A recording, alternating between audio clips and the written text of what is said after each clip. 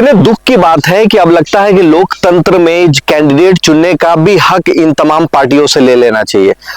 महज 2 दिन बचे हैं अभी नॉमिनेशन का और पार्टी अब तक कोई भी पार्टी अब तक ये नहीं तय कर पाई है कि वो कितने सीटों पे लड़ेगी और उनके कैंडिडेट कौन है। अगर इतना ही वक्त लग रहा है कैंडिडेट चुनने का तो क्यों नहीं ये सारी पार्टियां ये अधिकार भी पब्लिक को ही दे रही है। हम ही पार्टी चुन देते हैं आपके लिए, जब वोट हमें करना है तो और अच्छा होता कि अगर हम ये भी अधिकार हमारे पास हो कि कौन किस पार्टी से लड़ेगा, वो कैंडिडेट चुनने का भी अधिकार अगर हमें ही दे दिया जाए तो लोकतंत्र के लिए इससे खूबसूरती क्या होगी। बताइए कितने दुख की बात है ये। हर पार्टी अलायंस, क्या सरकार बनाना इतना अहम हो गया है किसी भी पार्टी के लिए कि वो इतना समय ले रही है और इतना ब्लैकमेल हो रही है। अरे हो रही है ब्लैकमेल, आप आइए फ्रंट फुट पे आइए, सीधा क्यों नहीं अनाउंस करते हैं बहुत कि 243 पे संपूर्ण लड़ेगी पार्टी। आज अभी कल प्रेस कॉन्फ्रेंस होना था एनडीए का, उधर महागठबंधन का, दोनों के साथ यही प्रॉब्लम है। उधर कांग्रेस कह रही है कि हम 243 पे अकेले लड़ जाएंगे, इधर अभी फिर से कल अभी खबर आ रही है कि एनडीए में टूट हो गई, अब नए सिरे से बात होगी। तो ये मुझे तो लगता है कि स्पष्ट अगर भाजपा को आना है तो आप स्पष्ट भाजपा क्यों नहीं कहती कि हम और नीतीश जी संपूर्ण 243 पे आधा 50-50% सीट बांट के लड़ जाए, छोड़ दे ये सारे छोटे मोटे बड़े अलायंस को, जब वो उनके हिसाब से वो चल ही नहीं रहे। सिर्फ अस्तित्व बनाने के लिए, सिर्फ मीडिया में रहने के लिए, न्यूज में रहने के लिए आप पूरा समीकरण एनडीए का बना हुआ और आप वैसी वैसी सीटें मांग दे रहे हैं जहां पे किसी का गढ़ है।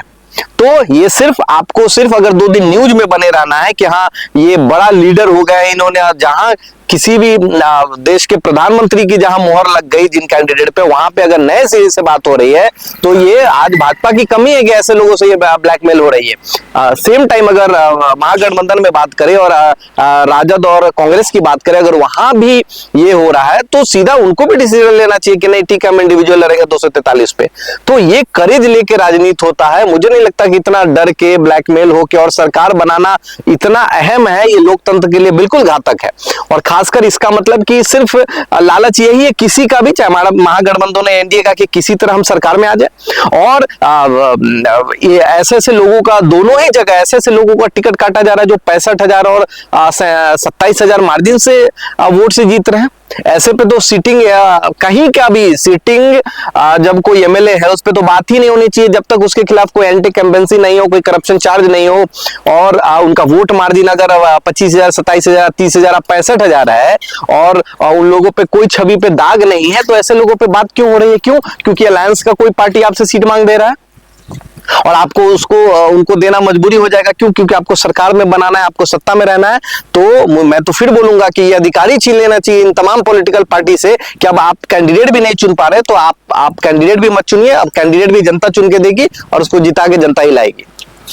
अगर आज ये फाइनल नहीं होता है आज शाम तक दोनों ही पार्टियों से, और उसके बाद चाहे वो महागठबंधन हो या एनडीए हो, तो मैं फिर बोलूंगा कि अब समय आगे। आज देखिए कितना, मैं इसलिए हमेशा कहता हूं हर कैंडिडेट को, जो लोग भी राजनीति करते हैं कि राजनीति अपने दम पे होती है, अब वो समय गया जहां पार्टी, अलायंस और दुनिया जहान 50 चीजें होती है। अगर आप इंडिविजुअल आइडेंटिटी है आपकी तो आपको ये टेंशन तो नहीं ना है कि टिकट अभी कल नॉमिनेशन करना है और आपको ये हेडेक नहीं ना होना चाहिए कि अभी कैसे करेंगे, पार्टी टिकट कंफर्म नहीं किया।